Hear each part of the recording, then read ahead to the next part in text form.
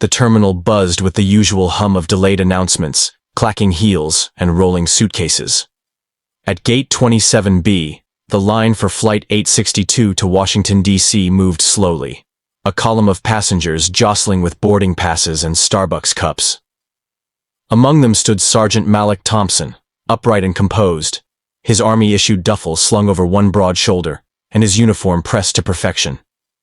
He had returned from a 14-month tour overseas only 2 days ago. Still adjusting to civilian rhythm, Malik held his boarding pass like a promise. Seat 3A, first class, a quiet gift from his older sister, who had scrimped together the upgrade as a welcome home surprise. You served your country. The least they can do is serve you a warm towel and champagne, she'd laughed. Malik didn't care about champagne, but the quiet, the legroom, and a chance to doze undisturbed before seeing his mother again, that he was grateful for. A family of 4 in front of him were waved through by the flight attendant. She smiled warmly at the children, crouching slightly to compliment their superhero backpacks. Malik stepped forward next, handing over his pass. The attendant barely glanced at him before the smile vanished from her face. "I'm sorry," she said, her tone switching like a flipped switch. "This line is for first class only." Malik raised his eyebrows, his voice even. "It is first class. Seat 3A. She took the boarding pass, scanned it again, as if expecting an error. Her eyes flicked to him, down to his name, then back up. Her lips tightened. This ticket must have been upgraded in error. He was too tired to be shocked, just disappointed. "No, ma'am. My sister paid for it. I double-checked at the counter." Her voice grew clipped. "I'll need you to wait right over there while I sort this out."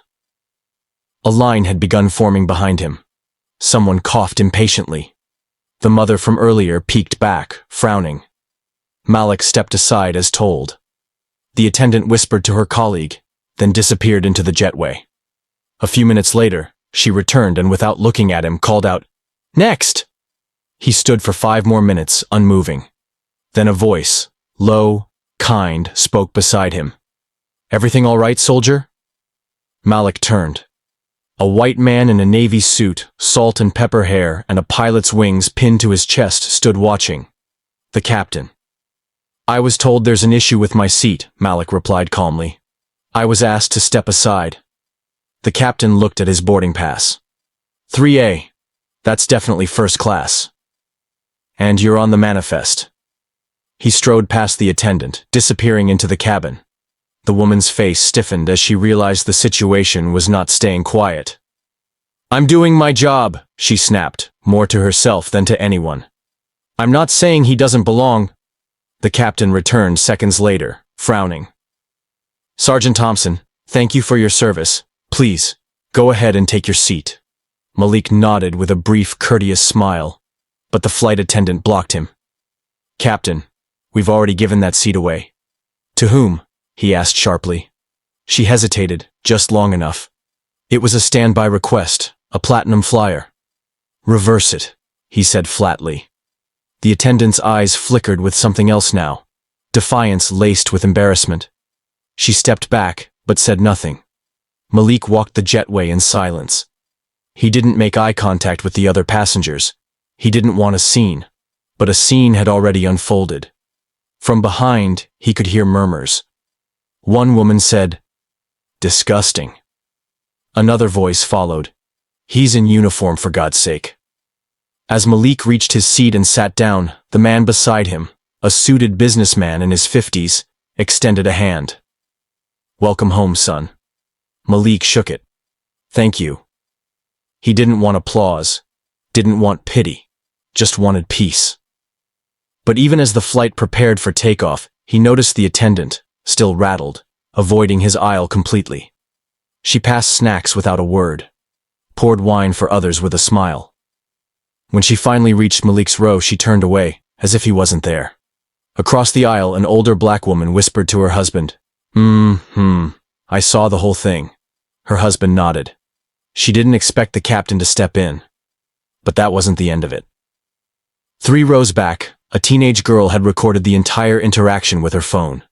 Her mother tried to hush her, but the girl shook her head. People need to see this.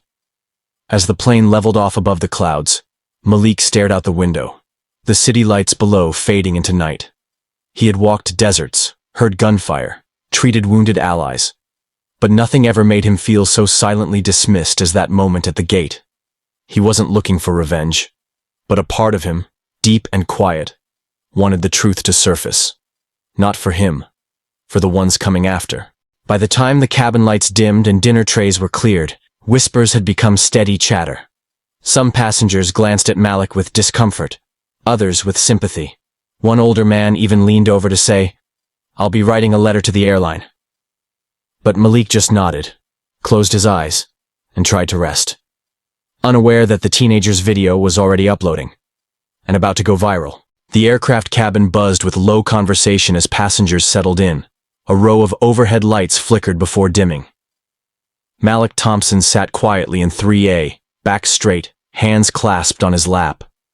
Outside the window, a rain-flecked wing caught the glow of terminal lights, each drop tracing a slow trail across the curved glass. The flight attendant who had denied him his seat still moved stiffly through the aisle, avoiding his gaze. She hadn't offered him a drink, hadn't even acknowledged his presence when she welcomed the other first-class passengers with polished smiles and reheated niceties. To her, it seemed, Sergeant Malik Thompson was invisible. To everyone else, he was suddenly very visible. "Excuse me," a woman across the aisle leaned slightly forward, her voice hushed. "I just wanted to say what happened back there. That wasn't right." Malik gave a brief nod. "Appreciate it." "I saw the whole thing," she continued, her voice gaining conviction. "She didn't question anyone else's ticket, just yours."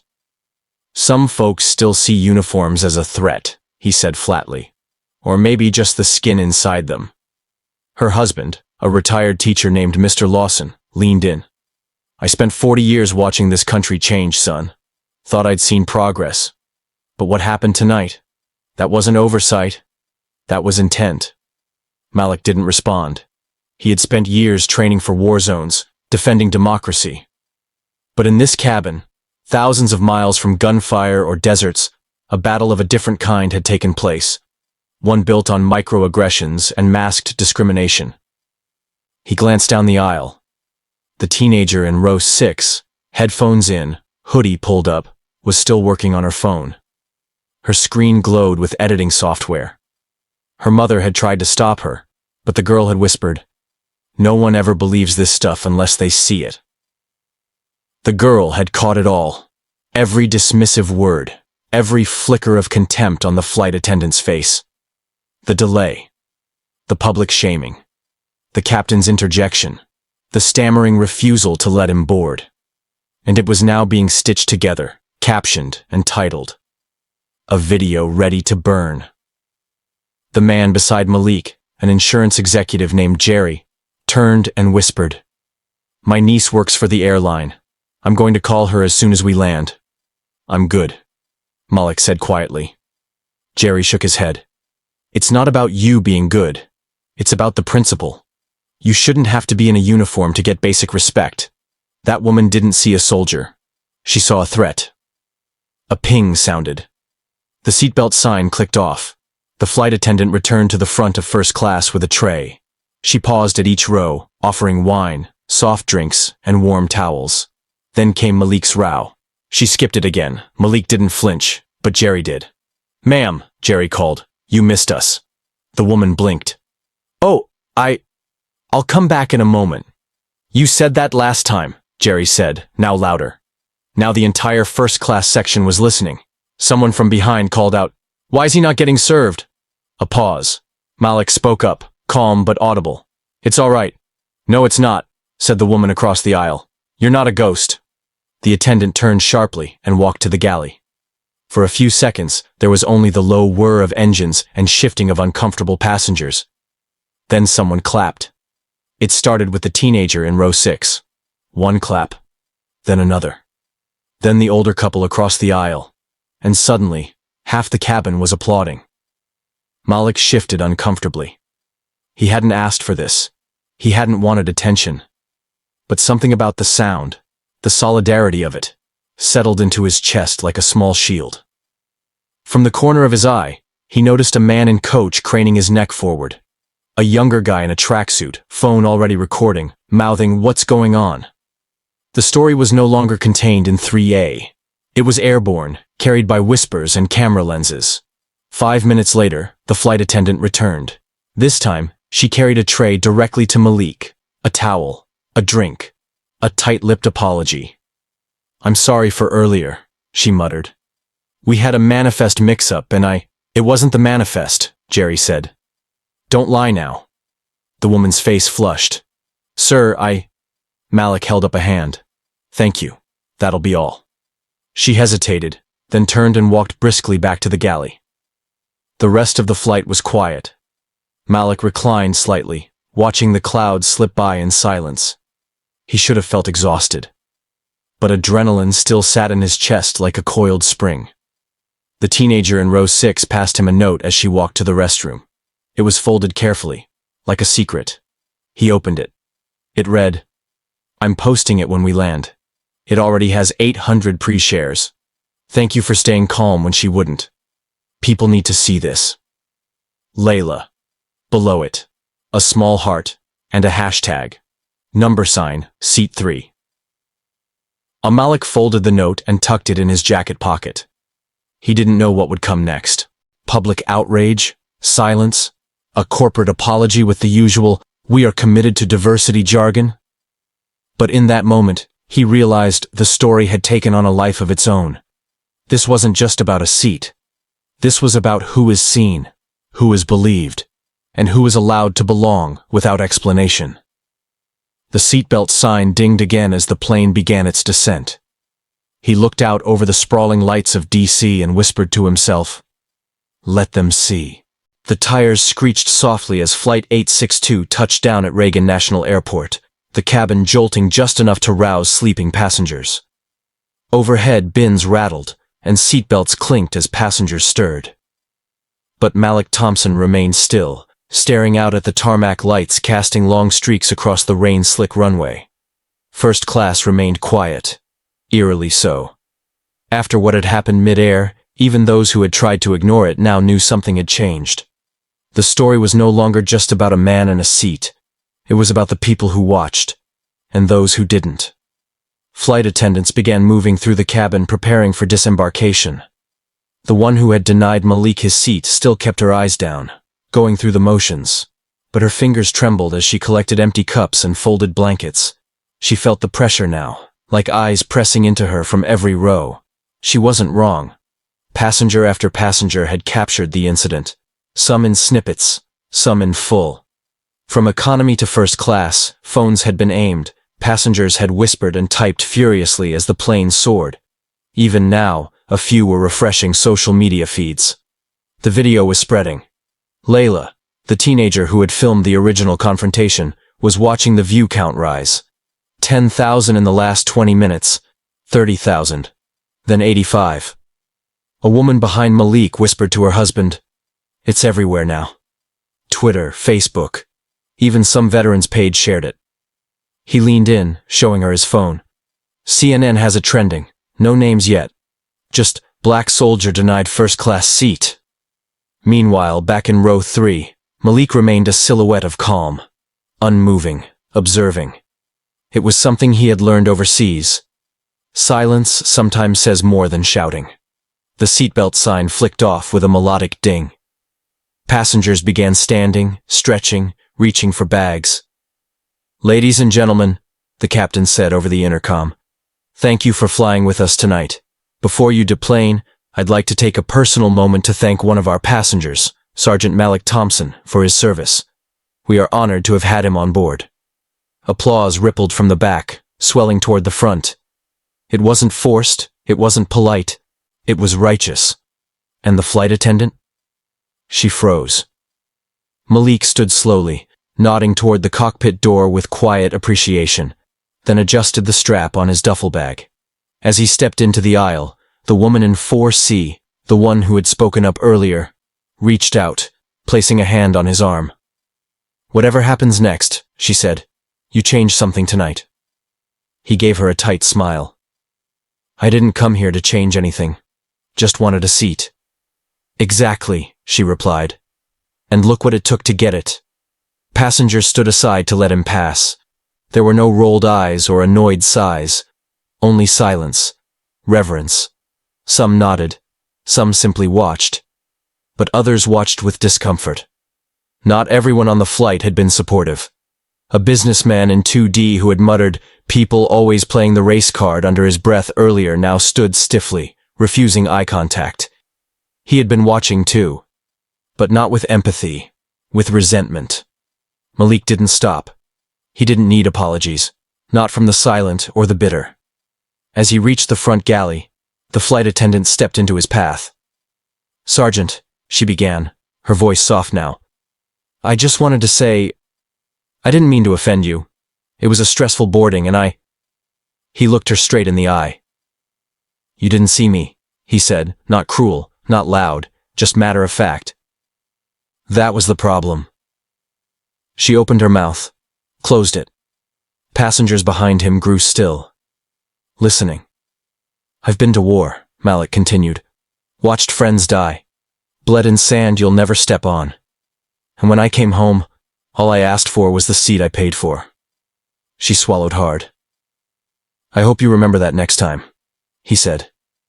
And then he stepped past her. Down the jetway. Into the terminal. Into something bigger. In the waiting area just outside gate 27B, a woman in her 50s stood clutching a small bouquet. Mrs. Janice Thompson, his mother. Her eyes scanned each face exiting the gate until they landed on him. "Malik," she breathed, rushing into his arms. He dropped the duffel and embraced her tightly. "You look tired," she said, studying his face, "but strong." "I'm home," he said simply. He didn't mention the seat, or the video, or the woman, not yet. But behind them, passengers filed out, many casting glances at him.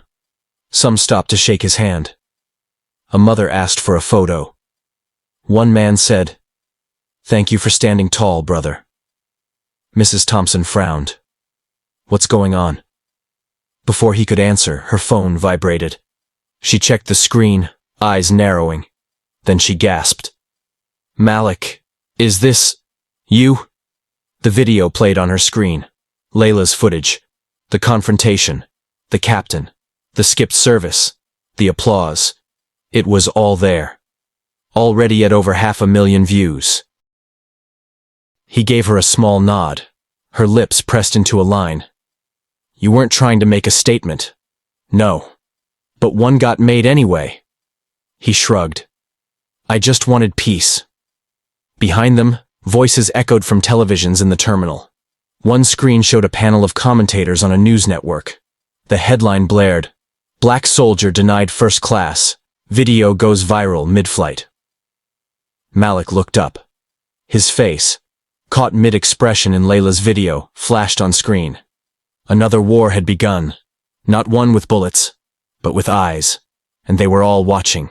The next morning, Malik Thompson sat on the edge of his childhood bed, back ramrod straight, scrolling through a feed he hadn't expected to be part of.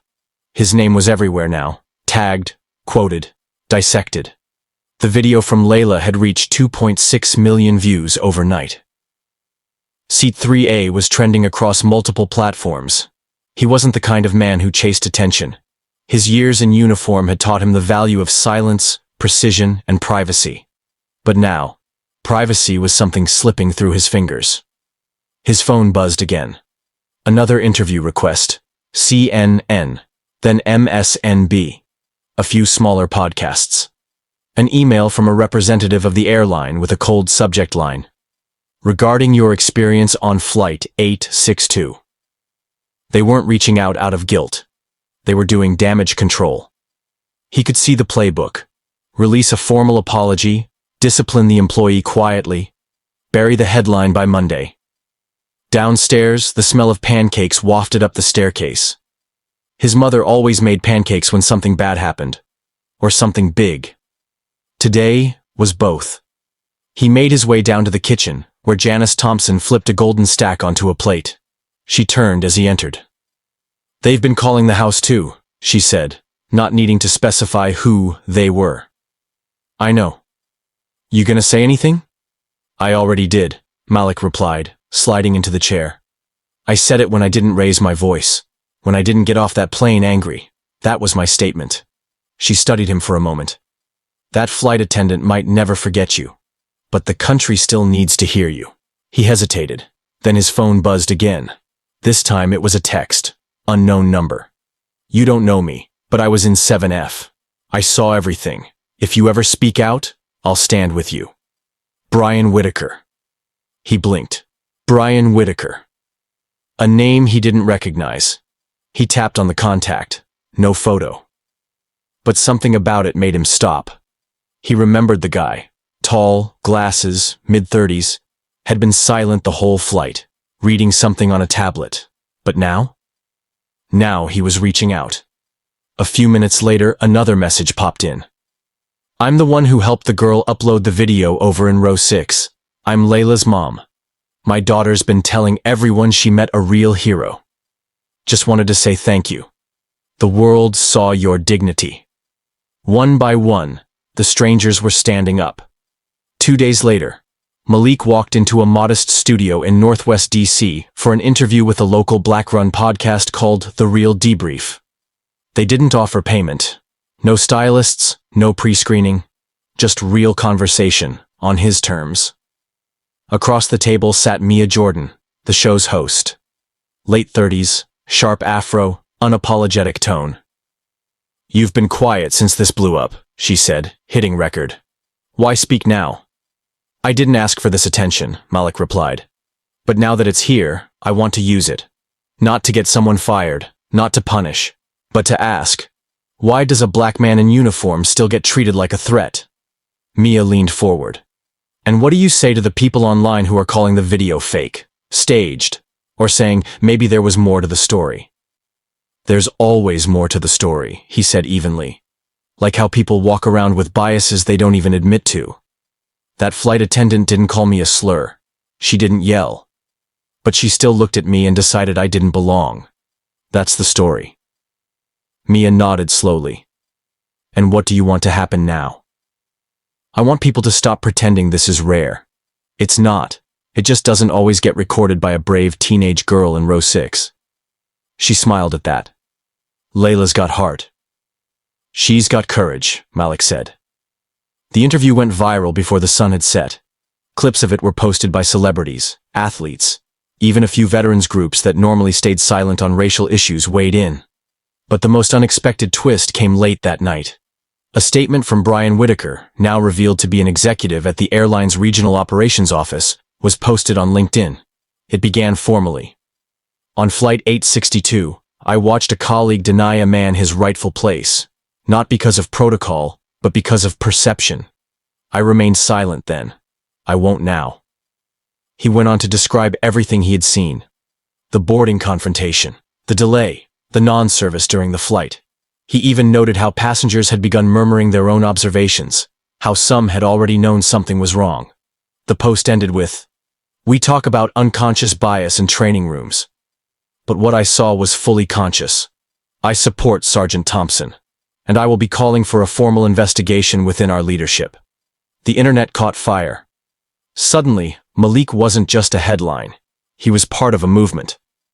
Brian Whitaker appeared on the news the next day. Layla and her mom were invited to Good Morning America. Malik turned most offers down, but one he accepted. A local veterans town hall, where dozens of black servicemen shared stories eerily similar to his, stories that had never been caught on camera. The airline responded the way corporations always do, slow, cold, and coached. A spokesperson appeared on national TV, offering deep regret and vowing an internal review of our boarding procedures. The flight attendant's name was never released, but anonymous sources confirmed she had been suspended pending investigation. Still, Malik wasn't interested in revenge. What he wanted was change. So when a journalist asked him, what should happen to her, he simply said, she should get the kind of training that stops her from ever seeing someone like me as out of place. That's all. And that, perhaps, was the most shocking thing to some viewers. Not that a black soldier was denied a seat. Not even that the video had gone viral.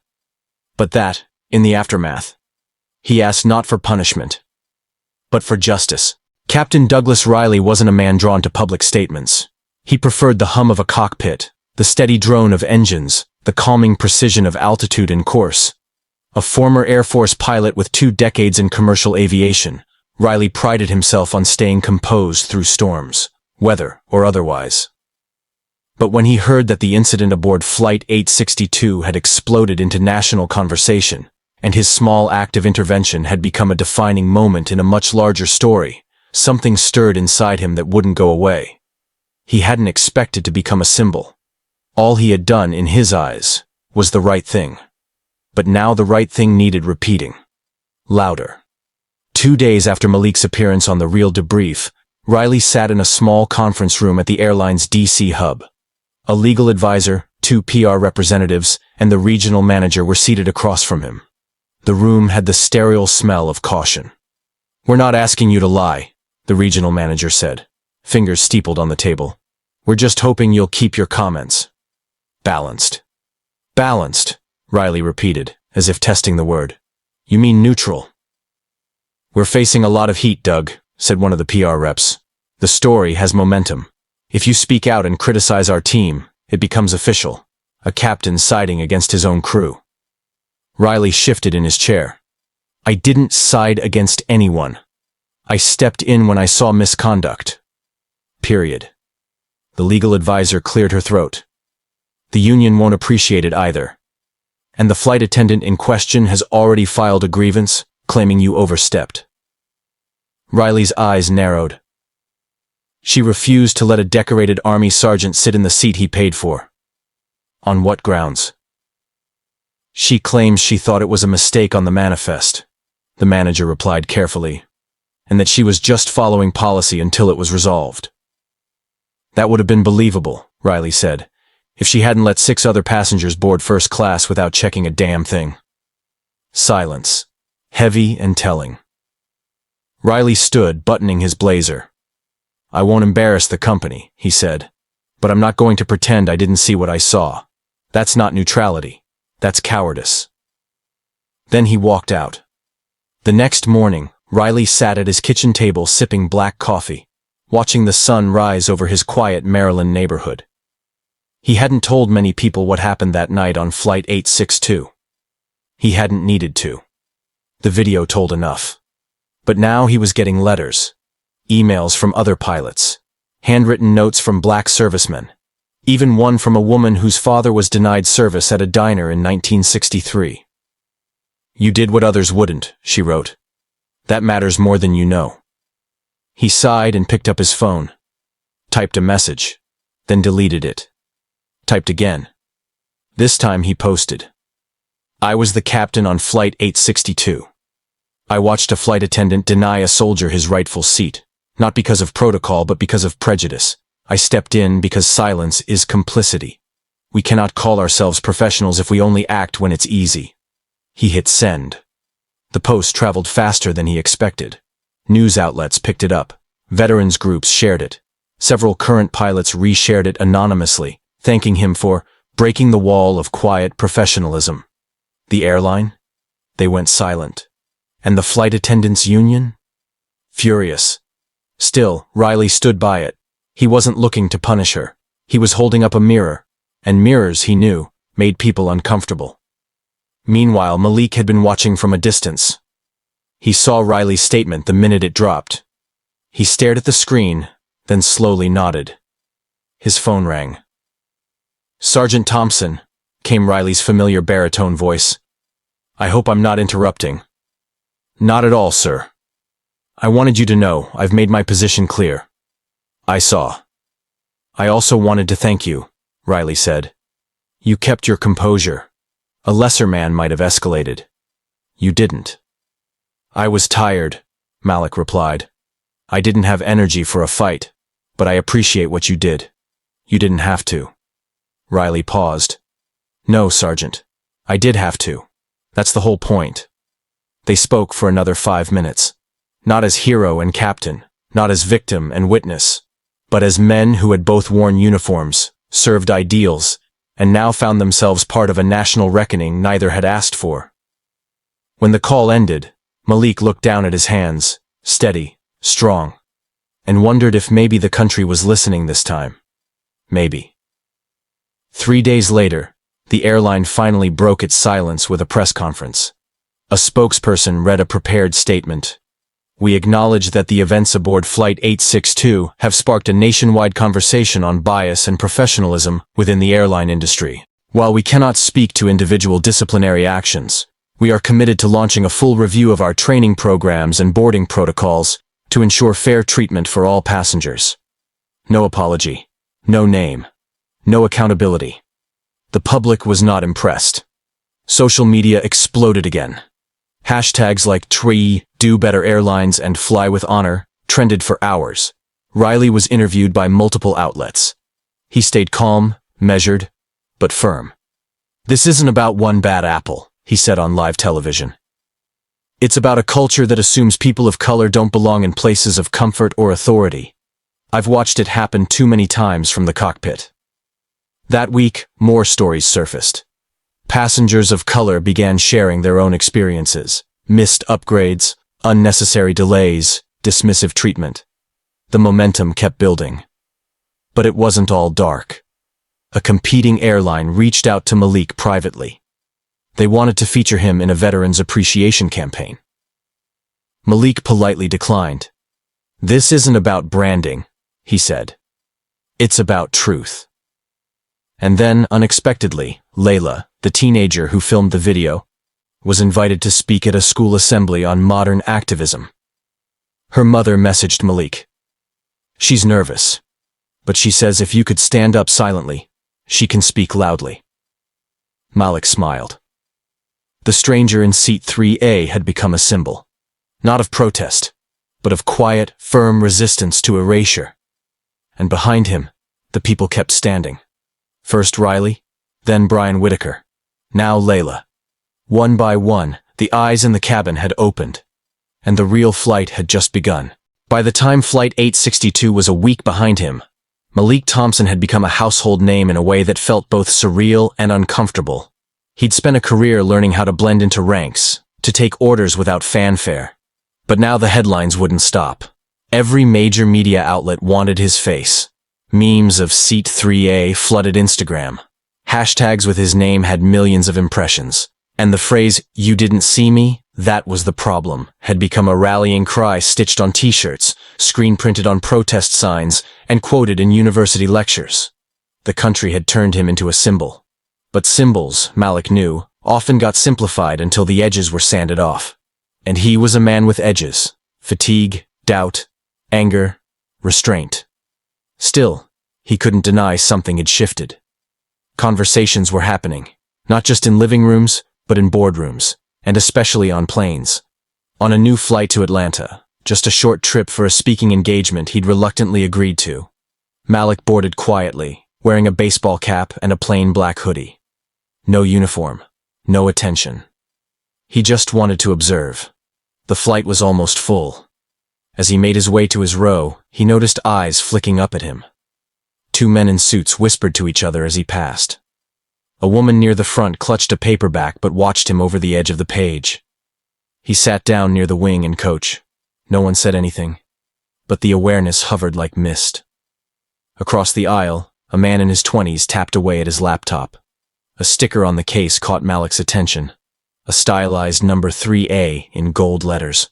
Subtle. Intentional. Malik almost smiled. The flight took off smoothly. At 30,000 feet, the captain made a short announcement. Then the cabin settled. Half an hour in, Malik was dozing lightly when he heard a familiar tone shift in the flight attendant's voice up front. "No, sir, I'm sorry. We can't allow upgrades at this point. But I saw that seat open. Why not? I have points." "It's not about points, sir. It's about the manifest." Malik didn't need to look to know what was happening. The argument grew louder. A white man in his 50s stood in the aisle, raising his voice about entitlements and standby rules. The flight attendant, a younger black woman, stood her ground with practiced professionalism. Then, something different happened. A young woman in the row behind Malik stood up. "Sir," she said clearly, "you're harassing her. Please sit down." He turned, eyes narrowing. Who the hell are you? Someone who's tired of watching people like you act like rules only apply to everyone else. The tension crackled through the cabin, and then another voice, from 2 rows back. Let's not make this another Flight 862, huh? A ripple of murmurs followed. Someone chuckled softly. The man in the aisle scowled. I paid for this ticket. I should get the seat I deserve. You did, Malik murmured, finally turning. The man froze. Recognition flickered in his eyes. You're him, aren't you? From the video, Malik didn't move. And I still paid for my seat too. That's how it works. The man didn't respond. He backed down the aisle and returned to his row, fuming. The flight attendant gave Malik a small nod before continuing down the cabin. The moment passed, but the meaning lingered. People weren't just aware now. They were ready. A college student leaned across the aisle toward Malik. That was wild, she whispered. They know now. They just don't know how to act when someone calls it out. He nodded slowly. It's not about yelling louder. It's about everyone watching what they didn't used to see. That evening, as the flight touched down and passengers disembarked, the woman who had first spoken up leaned in toward Malik. I recognized you when I boarded, she said. But I didn't say anything. I figured you were tired of being noticed. I am, Malik replied. But thank you. I was a flight attendant for 10 years, she added. You changed things. We had training after that story, the kind they should have done years ago. Not just about race, but about presence, about how we treat people we don't expect to see in certain seats. Malik raised an eyebrow. And what kind of people are those? She didn't blink. The ones who belong everywhere. They shook hands, brief, firm, real. Later that night, a clip from the plane, a short cell phone video of the argument, circulated online. It wasn't nearly as dramatic as the original number seat 3A incident, but it caught fire anyway. The comment sections were filled with stories. My brother got asked 3 times if he was in the right seat on his business flight. As a Latina lawyer, I always get second-glanced in first class. Always. Thank you, Sergeant Thompson. You made us visible. Some tried to turn it into a political debate, others into a meme. But beneath the noise, the truth remained. People had started paying attention where they once looked away. Back in his hotel room, Malik sat by the window with the TV on mute. A news ticker rolled by. Airline bias under scrutiny following viral flight video. He took a deep breath, letting the silence stretch. He hadn't asked to be anyone's message. He wasn't trying to be a hero. All he had done, weeks ago, was board a plane and ask to sit in the seat his sister had bought him. But somehow, that had become revolutionary. The phone buzzed beside him. It was a text from Layla. You saw that clip? 30,000 views in 2 hours. You started something. Malik typed back. We started it. Now we keep watching. He placed the phone down, leaned back, and closed his eyes. 30,000 feet in the air, a new kind of turbulence had started. One built not from wind or weather, but awareness. And it was spreading. Cabin by cabin, row by row. The media could twist it. The airline could try to contain it. But the people? The people had seen. And once people see, they don't unsee. They don't. The morning sun rose slow and red over Washington National Airport, streaking long beams across the tarmac like warning flares. Inside the airline's private hangar, a small crowd had gathered. Journalists, flight crew, executives, activists, and a few uninvited but determined citizens holding signs. I see you. I see seat 3A. Equal flight, equal right. He wore a uniform. Why wasn't that enough? Inside the building, the mood was brittle. The airline had called a press event, not quite a press conference. More of a community accountability dialogue, as their marketing head phrased it. Translation: corporate image CPR. Malik stood near the back of the room, arms crossed, wearing a crisp button-down and slacks, no military uniform in sight. His presence had been requested, but not formally confirmed. He didn't RSVP. He just showed up. At the podium stood Lisa Cortland, the airline's regional director. In her 50s, blonde hair in a stiff wave, She wore the kind of neutral Navy suit executives thought made them look less corporate. "We are here today because we value every passenger," she began. "We recognize the need to revisit our culture, our training, and our listening. The incident aboard Flight 862 sparked a necessary reckoning, one we do not take lightly." There were murmurs. The cameras clicked. Cortland continued. "Our employee involved in the matter has chosen to resign. We respect her decision and remain committed to supporting all of our staff during this transition." Malik's brow lifted slightly. Resigned. Not terminated. Not disciplined. No direct apology. "Furthermore," Cortland said, "we are launching a bias-free skies initiative. Mandatory diversity and equity training across all staff, including pilots, cabin crew, and leadership. This will be developed in consultation with civil rights organizations and military advocacy groups." Applause scattered through the room. Polite. Skeptical. Then someone stood. It was Brian Whitaker, the executive who had messaged Malik after the incident and had since become a quiet insider pushing for reform. "I'd like to yield the floor," Brian said, turning toward the back of the room, "to someone whose voice brought all of us here today, Sergeant Malik Thompson." All heads turned. Malik didn't move right away. Then, slowly, he stepped forward, his walk deliberate, posture straight. As he passed the rows of seats, the room grew still. A few cell phones rose. Someone began to clap, but stopped, unsure. Malik reached the podium, adjusted the mic once, and looked out over the crowd. "I didn't come here to shame anyone," he began. "That's not my job." A beat. "I came here because I was asked to speak. But before I do, I want to ask a question." He looked directly at the front row. Cortland, the PR team, and the legal advisor. "How many of you have ever been asked to prove you belong in a place you already paid for?" No one spoke. No hands. "That's what I thought." He glanced at the cameras.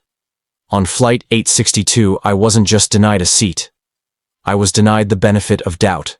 I was looked at. And without a word spoken, someone decided I didn't belong where I was." A silence wrapped around the room like thick velvet. "I've worn this country's uniform. I've carried out orders in places most of you only see in movies. I've led men, buried friends, and come back with enough pieces missing to wonder if it was worth it." He paused, voice low now. "And still, that day, a seat was too much to ask." A woman in the second row wiped a tear. "I don't want that flight attendant punished. I want her changed. I want every flight crew in this country to understand that a seat isn't just a piece of plastic and leather. It's a symbol. It's visibility. It's dignity." Murmurs of agreement rose from the back. Malik's eyes swept the crowd. "And if it takes a viral video for that message to land, then maybe we've been flying blind for too long." This time, the applause came. Not hesitant. Not scripted. Real. After the event, Malik stepped outside, needing air. The hangar doors had been left ajar, and he found himself staring out over the quiet tarmac, where aircraft blinked steadily in the morning light. He didn't hear her approach until she spoke. "You were right," said a familiar voice behind him. "I didn't see you. Not really." He turned. It was her. The flight attendant. No uniform. Civilian clothes. A plain coat. Hair pulled back. She looked smaller than he remembered, or maybe just stripped of institutional power. "I wasn't going to come," she added quickly. "But I needed to say it. You didn't deserve that." He studied her for a long moment. "What made you change your mind?" "I watched the video again, not the version online. The raw version. I saw my face, heard my tone. It's different when you watch yourself being exactly what you swore you weren't." She swallowed. "I resigned, not because they forced me to. Because I realized I've been hiding behind the rules. Making split decisions based on fear." Malik nodded slowly. "Fear doesn't justify injustice, it just prolongs it." "I know," she whispered. There was a long silence between them, the sound of a jet taxiing in the distance. "I hope," she said, voice trembling, that someday I'm the kind of person who speaks up when it matters.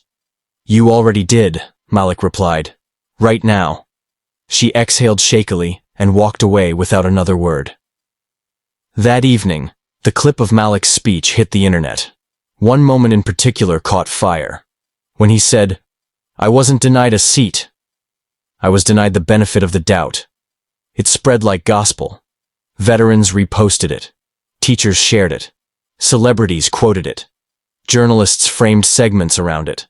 One late-night host even opened with it in their monologue. And on TikTok, thousands of videos appeared under the hashtag Seat3a-challenge, a trend where people shared times they were told, "You don't belong here," followed by what they did next. It wasn't just viral anymore, it was a movement. As Malik lay in bed that night, phones still pinging, messages still flooding in, he felt the weight of it all pressing in, but not crushing. Just present. The truth had been spoken, not in a courtroom, not in Congress, but on the tarmac, by a man who refused to be unseen. And for the first time since the flight, Malik closed his eyes and slept without dreaming of that gate, that stare, that question. Because finally, people weren't just watching, they were listening. 3 months had passed since Flight 862. 3 months since Malik Thompson stood silent and calm as a gate agent dismissed his seat. 3 months since a teenage girl with a phone told the world what it missed. 3 months since a country was reminded, again, how invisible a black man can be, even in uniform. But today, Malik wasn't flying. Today, he was standing at Gate 19 of the newly renamed Sergeant Malik Thompson Concourse at DC's National Airport. Not a statue. Not a plaque buried in some hallway. A real renaming. Permanent. Visible. It hadn't been Malik's idea. In fact, he had refused several other suggestions. Murals, scholarships, even a bronze bust. But when Layla and her mother suggested a concourse name, something passengers would see on every ticket, every gate sign, every flight board, he'd nodded quietly. That, he agreed, was meaningful. A reminder not in marble, but in motion. "Still not used to seeing your name on a building, huh?" Layla asked, standing beside him. She'd grown a lot since that day. Her confidence had sharpened, her voice louder. She wore a hoodie that read, "Record, resist, repeat." "I'm not used to any of this," Malik said with a half smile.